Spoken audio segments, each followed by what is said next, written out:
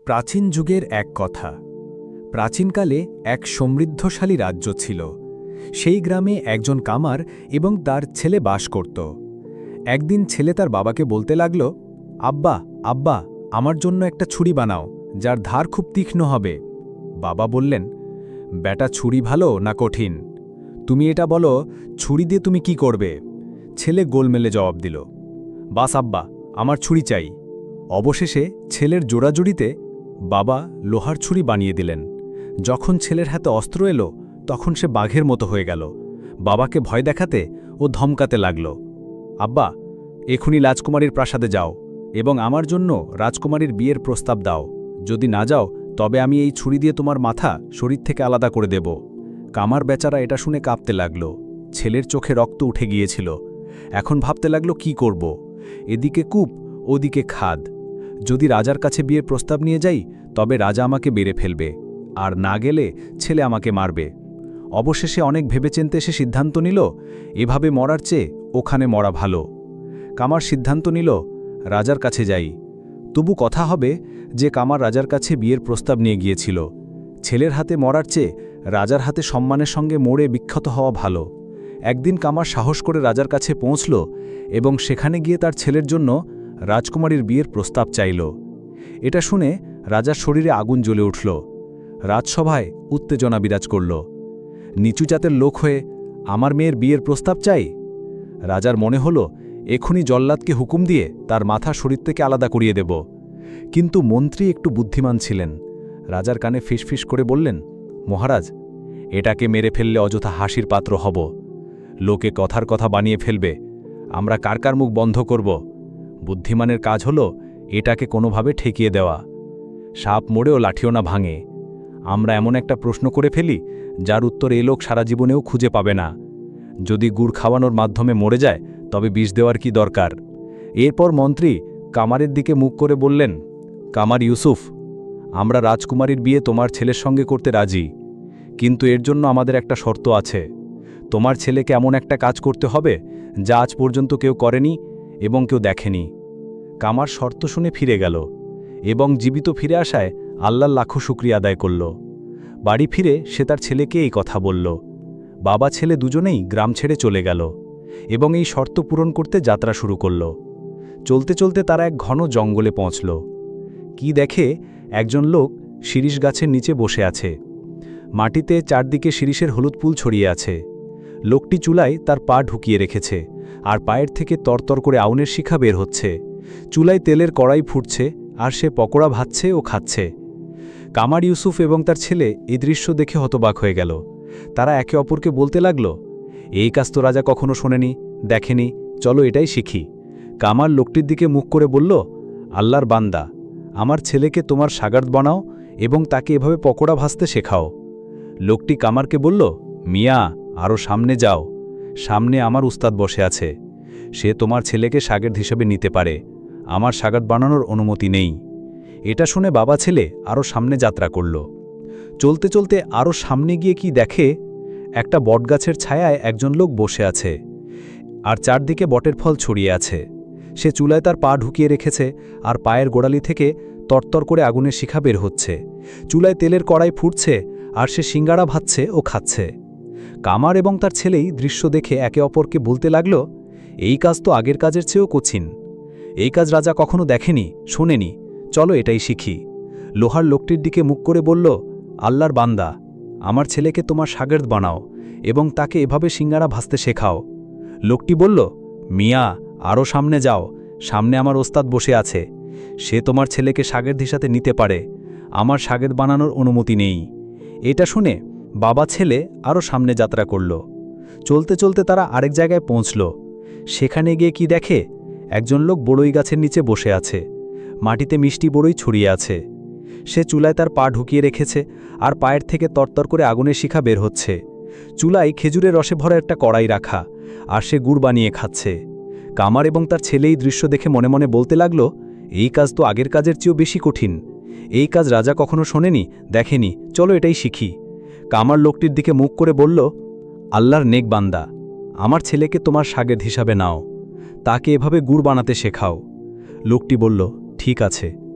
আমি তোমার ছেলেকে আমার শাগেদ বানিয়ে নেব। তাকে আমার কাছে রেখে দিচ্ছি। এই নাও চাবি। ওই সামনে একটা কক্ষ আছে। কক্ষের দরজা খোলো এবং তোমার ছেলেকে কক্ষে বসিয়ে বাইরে থেকে দরজা বন্ধ করে দাও। কামার লোকটির নির্দেশ মেনে কাজ করল। যখন ছেলেকে কক্ষে বন্ধ করে ফিরে যাচ্ছিল, তখন লোকটি কামারের কাছ থেকে চাবি ফিরিয়ে নিল এবং বলল, এখন চলে যাও, 1 বছর পর ফিরে এসো। কামার চাবি দিয়ে বাড়ি ফিরে গেল। ওদিকে ছেলে কক্ষে ক্ষুধার্ত এবং তৃষ্ণার্ত অবস্থায় বসেছিল। অপেক্ষা করছিল কেউ এসে তার সাহায্য করবে, কিন্তু পুরো দিন গেল, কেউ তার সাহায্যে আসলো না। যখন ছেলে কক্ষের চারদিকে তাকালো, তখন তার রোমকূপ দাগিয়ে গেল, রক্ত শুকিয়ে গেল। তার সামনে ভয়ানক দৃশ্য। কক্ষের চারদিকে মানুষের হাড় ছড়িয়েছিল। ছেলে ভাবল, জানি না আমার আগে কতজনই মৃত্যুর কক্ষে প্রাণ হারিয়েছে। আমার অবস্থাও তাদের থেকে ভিন্ন হবে না। আমি এবং আমার বাবা বাইরে বসে থাকা লোকটির প্রতারণায় পড়ে গেছি। এখন আমাকেও এই লোকদের মতো এখানে পা ঘষে ঘষে মরতে হবে। একদিন আমার হাড়ও এই হাড়ের মতো ছড়িয়ে থাকবে। এটা ভেবে তার চোখে পানি এলো এবং ফুপিয়ে ফুপিয়ে কাঁদতে লাগল। যখন কান্নায় মনের ভার কমল, তখন সে কক্ষের এক কোণে গিয়ে বসল। মনে বলল, যতক্ষণ শ্বাস ততক্ষণ আশা। ছেলে মাটিতে পড়ে থাকা একটা বড় হাড় তুলল, যার মাথা ছুরির চেয়ে তীক্ষ্ণ ছিল। সে দেওয়াল খুঁড়তে শুরু করল। দেওয়াল থেকে মাটি ঝরতে লাগল। অবশেষে রাত দিনের পরিশ্রম রং এনেছে। দেয়ালে এত বড় একটা গর্ত হলো যে একজন মানুষ তা দিয়ে বের হতে পারে। যখন ছেলে তা দিয়ে বের হয়ে ওপারে গেল, তখন কি দেখে, আরেকটা কক্ষ তার জন্য অপেক্ষা করছে। কক্ষটি খুব সুন্দরভাবে সাজানো, দামি পর্দা ঝুলছে। কক্ষে খুব দামি কার্পেট বিছানো। জালির পর্দার পিছনে শ্বাসের সঙ্গে কোনো সুন্দর শরীরের উপস্থিতি অনুভূত হচ্ছে। যখনই কামারের ছেলে পর্দা সরালো, তখন তার চোখ খোলা থেকে খোলা রয়ে গেল। সে দেখল এক ফর্সা গঠনবদ্ধ অত্যন্ত সুন্দরী মেয়ে বিছানায় শুয়ে ঘুমাচ্ছে। যৌবনের ঘুমে শ্বাস নেওয়ার সঙ্গে তার শরীর নড়ছে। পাশ ফেরার কারণে কালো লম্বা চুল তার শরীরে জড়িয়ে আছে। কিছুক্ষণ কামারের ছেলে চোখ ফাটিয়ে তাকে দেখতে লাগল। এমন সময় মেয়েটির চোখ খুলে গেল। প্রথমে মেয়েটি নিজের কক্ষে অপরিচিত ছেলেকে দেখে ভয় পেল, আর ছেলেও ঘাবড়ে গেল। ভাবল, আল্লাহ জানে এটা কি বিপদ। কিছুক্ষণ পর যখন দুজনেই শান্ত হল, মেয়েটি বলল, কোনো সমস্যা নেই, এসো আমার কাছে, এখানে বিছানায় বসো এবং বলো তুমি কে এবং এখানে কিভাবে এলে। এটা শুনে কামারের ছেলের সাহস বাড়ল। সে তার সমস্ত কাহিনী বলল। প্রথমে মেয়েটি তাকে কিছু খেতে দিল এবং বলল, যে লোকটি বাইরে গুড় বানিয়ে খাচ্ছে এবং যে তোমাকে কক্ষে বন্ধ করেছে, সে আমার বাবা। আমিও একজন জাদুকরি। তুমি চিন্তা করো না, আমি তোমাকে জাদু শেখাবো। মেয়েটি তার বাবার চেয়ে দ্বিগুণ দক্ষ ছিল। বাবা যদি 16 ধাপে থাকে, তবে মেয়ে 20 ধাপে ছিল। মেয়েটি কামারের ছেলেকে জাদু শেখানো শুরু করল এবং তার পাশাপাশি তাকে নানারকম ফল এবং সুস্বাদু খাবার খাওয়াত। সবচেয়ে ভালো পোশাক তাকে পরতে দিত। এভাবে 1 বছর কেটে গেল, কিন্তু কামার ছেলেকে নিতে আসেনি। কামার ভেবেছিল, যতক্ষণ না আমার ছেলে পূর্ণাঙ্গ জাদুকর হয়, ততক্ষণ আমি তাকে নিতে আসব না। এভাবে ছেলে সাহারা জাদুকরি থেকে জাদু শিখতে থাকল। একদিন জাদুতে পারদর্শী হয়ে গেল। 2 বছর পর কামার ফিরে এলো। এসে কি দেখে, সেই লোকটি এখনও বড়ই গাছের নিচে বসে আছে। মাটিতে মিষ্টি বড়ই ছড়িয়ে আছে। সে চুলায় তার পা ঢুকিয়ে রেখেছে, আর পায়ের থেকে আগুনের শিখা বের হচ্ছে। সে এখনও গুড় বানিয়ে খাচ্ছে। কামার জিজ্ঞাসা করল, আল্লাহর বান্দা, আমার ছেলে কোথায়? 2 বছর আগে আমি তাকে তোমার শাগের্দ হিসাবে রেখে গিয়েছিলাম। লোকটি বলল, আমি তো 2 বছর ধরে এখানে বসে গুড় বানিয়ে খাচ্ছে। আমার ফুরসত হয়নি, আর আমি ওখানে গিয়ে দেখিনি। তুমি তো নিজের হাতে তোমার ছেলেকে কক্ষে বন্ধ করে তালা দিয়ে গিয়েছিলে। এই নাও চাবি, গিয়ে তোমার ছেলেকে দেখে নাও। বাবা এটা শুনে তার মুখ ফ্যাকাশে হয়ে গেল।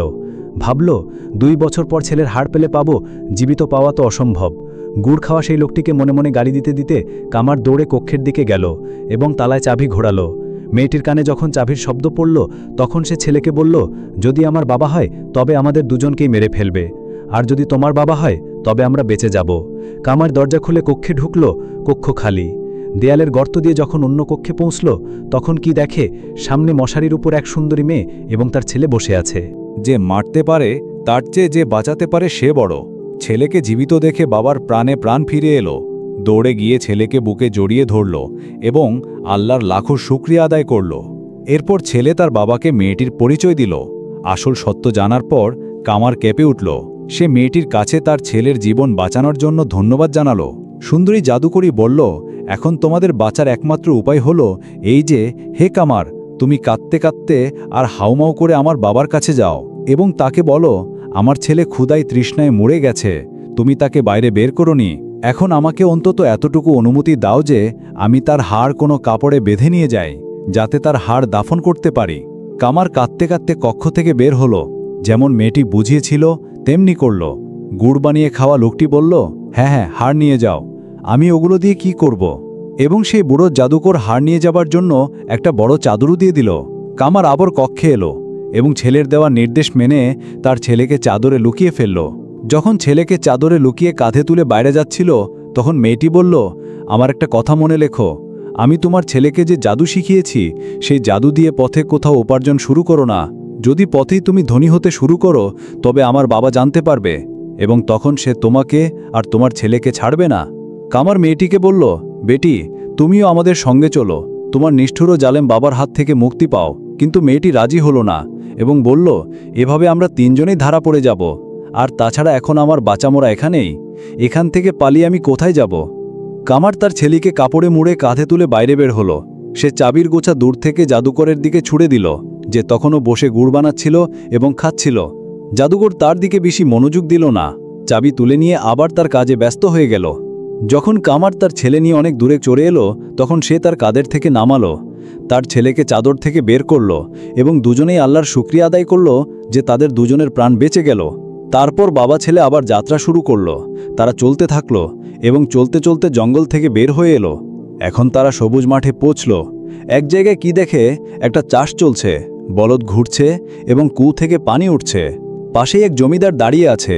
কামারের ছেলে তার বাবাকে বলল, আব্বা, আমি তোমাকে একটা জাদু দেখাই, আমি একটা মন্ত্র পড়ব এবং বলদ হয়ে যাব, তুমি আমাকে জমিদারের কাছে বেছে দিও, কিন্তু মনে রেখো আমার রশি খুলে নিও, সেটা সঙ্গে দিও না। ছেলে কিছু পড়ল এবং বলদ হয়ে গেল। তারপর দুজনে চলতে চলতে জমিদারের কাছে পৌঁছল। জমিদার এত সুন্দর ও স্বাস্থ্যবান বলদ দেখে বলল, বাবাজি, তুমি কি বলদ বিক্রি করবে? কামার বলল, হ্যাঁ, বিক্রি করব। জমিদার জিজ্ঞাসা করল, কত নেবে? কামার বলল, ৭৭ টাকা। জমিদারকে ভাবতে দেখে কামার বলল, আমার বলদ খুব ভালো, যদি বিশ্বাস না হয় তবে এটাকে হালে জুড়ে দেখো। জমিদার বলদটাকে চাষে জুড়ল। বলদ প্রচুর পানি তুলতে লাগলো, আগের বলদের চেয়েও বেশি। জমিদার বলদটি দেখে খুশি হলো এবং কিনতে রাজি হলো। কামার বলল, কিন্তু আমি আমার রশি দেব না। জমিদার বলল, কোনো সমস্যা নেই, তুমি তোমার রশি খুলে নাও, আমি নিজেই নতুন রশি লাগাবো। জমিদার ৭৭ টাকা দিল এবং বলদ কিনে নিল। যখন কামার অনেক দূরে চলে গেল, তখন বলদ দিক বদলে পালিয়ে গেল। সোজা কামারের কাছে পৌঁছে আবার ছেলে হয়ে গেল। জমিদার বেচারা হাতে লাঠি নিয়ে দৌড়ে দৌড়ে এসে হাঁপাতে হাঁপাতে কামারের কাছে এসে বলল, বাবা, তুমি আমার বলদটাকে দেখোনি? কামার বলল, বলদ তো আমি এইমাত্র তোমার হাতে দিয়ে এসেছি, বলদ কোথায়? বেচারা জমিদারের ধারণার মধ্যেও আসেনি যে বুড়ো কামারের সঙ্গে যে ছেলেটি যাচ্ছে সেই তার পালিয়ে যাওয়া বলদ। জমিদার ফিরে গেল। কামার এবং তার ছেলে মেয়েটি দেওয়া নির্দেশ মানল না এবং পথেই উপার্জন শুরু করে দিল। এখন পথেই তাদের এর মাসুল দিতে হলো। বুড়ো জাদুকর জানতে পারল যে কামারের ছেলে জীবিত এবং তার কারাগার থেকে পালিয়েছে। আমার নিজের মেয়ে তাকে পূর্ণাঙ্গ জাদু শিখিয়ে দিয়েছে। সত্যি ঘরের শত্রু লঙ্কা ধ্বংস করে। জাদুকর এক বুড়ো লোকের ছদ্মবেশ ধরল এবং তাদের আগেই পথে গিয়ে বসল। কামারের ছেলে যেহেতু আগেই সফলতা পেয়েছিল, তাই সে আবার লোভ করল এবং এবার উঠ হওয়ার কথা ভাবল। আব্বা, এবার তুমি আমার বদলে পুরো ১০০ টাকা চাইবে, ১ টাকাও কম করবে না, আর মনে রেখো আমার সঙ্গে নাকছাবি দিও না। এটা বলে ছেলে মন্ত্র পড়ল এবং উঠ হয়ে গেল।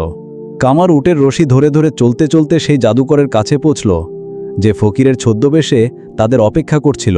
ফকির কামারকে জিজ্ঞাসা করল, বাবাজি, উট বিক্রি করবে? ফকির কামারের মনের কথা বলে ফেলেছিল। সে খুশি হয়ে বলল, হ্যাঁ, বিক্রি করব। ফকির বলল, কত নেবে? কামার বলল, ১০০ টাকা। ফকির তৎক্ষণাৎ ১০০ টাকা বের করে কামারের হাতে দিল। তখন কামারের মনে পড়ল এবং বলল, আমি উটের সঙ্গে নাকছাবি দেব না। ফকিরও জাদুকর ছিল এবং রহস্য জানত। নাকছাবির গোপন তাৎপর্য সম্পর্কে ওয়াকিবহাল ছিল এবং বলল, আমি তোমাকে মুখ মাখা দাম দিয়েছি এবং নাকছাবি উটের সঙ্গেই কিনেছি, তাই নাকছাবি তোমাকে দিতে হবে। তাদের মধ্যে এত তর্ক এবং ঝগড়া হলো যে পথচলতি মুসাফিররা থেমে গেল এবং আশপাশের ক্ষেতে কাজ করা কৃষকরা দৌড়ে এসে সেখানে জড়ো হলো। ফকির জনতার দিকে মুখ করে বলল, লোকজন, আল্লাহর নামে বলো, তোমরা কি কখনো শুনেছ যে কেউ পশু বিক্রি করে এবং পশু বিক্রির পর তার গলার রশি খুলে নেয়? দেখো, এ লোক আমাদের পুরো দামে উট বিক্রি করে নাকছাবি ফিরিয়ে নিতে ঝগড়া করছে। ফকিরের কথায় ওজন ছিল। যখন লোকজন দেখল যে এ ঝগড়া নাকছাবির জন্য হচ্ছে, তখন সবাই কামারকে মিথ্যাবাদী বলল। এত লোকের সামনে কামারের পক্ষে আর কিছু করা সম্ভব হলো না। অনিচ্ছায় তাকে ওটের সঙ্গে নাকছাবি ফকিরের হাতে দিতে হলো। ফকির যে জাদুকর ছিল এবং নাকছাবির রহস্য জানত, আনন্দে লাফাতে লাগল। ছেলে এখন জাদুকরের কবজায় ছিল, কারণ নাকছাবি এখন জাদুকরের হাতে ছিল, তাই তার পক্ষে আর আগের মতো স্বাধীন হয়ে পালানো সম্ভব হচ্ছিল না। কিন্তু ছেলেও এখন সাধারণ ছেলে ছিল না। 2 বছর জাদুকরি মেয়ের সাগরদি করে সে একজন পূর্ণাঙ্গ জাদুকর হয়ে গিয়েছিল। সে মন্ত্র পড়ল এবং কবুতর হয়ে উড়ে গেল। জাদুকরের হাতে নাকছাবির অন্য প্রান্তটা ঝট করে মাটিতে পড়ে গেল। সে পিছনে তাকিয়ে দেখল উটের কোনো চিহ্ন নেই এবং নাকছাবি মাটিতে ঘষা খাচ্ছে। এখন জাদুকরও মন্ত্র পড়ল এবং বাজপাখি হয়ে কবুতরের পিছনে ধাওয়া করল। কিন্তু ছেলেও কম ছিল না, শেরের চেয়ে সোয়াশের। কবুতর যখন নিচে তাকালো, গ্রামের কিছু মহিলা ঝুঁকে ছাউনি থেকে হাত ভরে কালো মসৃণ মাটি তুলছে, যাতে তাদের কাঁচা বাড়ি এবং মেঝেতে লেপন করতে পারে। বাজপাখি কবুতরকে ধরার আগেই ছেলে মন্ত্র পড়ে ব্যাং হয়ে ছাউনিতে ঝাঁপ দিল। এটা দেখে বুড়ো জাদুকর বক হয়ে গেল। ছাউনিতে নেমে ঠোঁট মেরে মেরে ব্যাং খুঁজতে লাগল। গ্রামের এক সুন্দরী ফর্সা মেয়েও তার লম্বা হাতে মাটি তুলছিল। ছেলে আবার মন্ত্র পড়ল এবং ব্যাং থেকে আংটি হয়ে মেয়েটির আঙুলে চলে গেল। পাগলা ভক্ত অর্থাৎ জাদুকর তার ছোট আঙ্গুল থেকে আংটি খোলা তো দূরের কথা, কিছুক্ষণ পর মহিলারা মাটি পাত্রে ভরে নিজেদের বাড়ির দিকে চলে গেল। মেয়েটি যখন বাড়ি পৌঁছল, জাদুকর বক হয়ে ফকির সেজে তার বাড়িতে গিয়ে পৌঁছল। মেয়েটির বাড়ির দরজায় এসে হাজির হলো জাদুকর ফকির। মেয়েটি আটা নিয়ে ফকিরের কাছে এলো। জাদুকর বলল, বেটি, আমি আটা নিতে আসিনি, আমি সেই আংটি নিতে এসেছি, যেটা তোমার ডান হাতে ছোট আঙুলে আছে। এটা শুনে মেয়েটির রাগ হলো। তুই কে হস আমার কাছে এই আংটি চাইতে এসে? যখনই তর্ক হচ্ছিল মেয়ের কানে পৌঁছল, তখন সেও দরজায় এলো। যখন মা আসলো, বাস্তব ব্যাপার জানল, তখন মেয়ের উপর খুব রেগে গেল। মা সন্দেহপ্রবণ মহিলা ছিল। মেয়েকে বলতে লাগলো, তুই তো ছাউনি থেকে মাটি আনতে গিয়েছিলি, এ ছোট আঙুলে আংটি কোথায় পড়ে এলি? বল তোর কোন প্রেমিকে আংটি দিয়েছে, এখন এটা খুলে ফেল, আমাকে দে, তোর বাবাকে সব বলবো। মেয়েটি বেচারি অদ্ভুত বিপদে পড়ে গেল। সে তার ছোট আঙ্গুল থেকে আংটি খুলে ফেলে দিল। ফকির আংটির উপর চোখ রেখেই অপেক্ষায় ছিল। সে আংটি ধরতে হাত বাড়ালো। ছেলে আবার আংটি থেকে কবুতর হয়ে উড়ে গেল এবং জাদুকর বাজপাখি হয়ে তার পিছনে ধাওয়া করল। অবশেষে রাজার প্রাসাদ এলো। দুজন তার উপর দিয়ে উঠছিল। রাজা দরবার বসেছিলেন।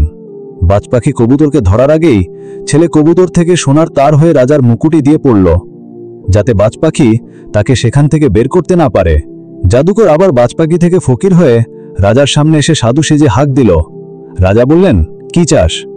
ফকির বলল, আপনার মুকুটের ভিতর যে সোনার তার আছে সেটা আমাকে দয়া করে দেন। এটা শুনে রাজা খুব অবাক হলেন। আমার মুকুটে সোনার তার কোথায় থেকে এলো? এটা ভেবে তিনি এক হাত তুললেন যে মুকুটে হাত ঢুকিয়ে দেখেন। যেই রাজা মুকুটে হাত ঢুকিয়েছেন, তখনই সে তসবিহ হয়ে ভেঙে মাটিতে ছড়িয়ে পড়ল। ফকির তৎক্ষণাৎ মুরগি হয়ে সেগুলো কুড়াতে লাগল এবং ছেলে মুহূর্তের মধ্যে মতি থেকে বেড়াল হয়ে মুরগিটাকে ধরে দমিয়ে মেরে ফেলল। রাজা অবাক হয়ে বিস্ময়ে এই সব কিছু দেখছিলেন। বিস্ময়ে তার চোখ ফেটে যাচ্ছিল।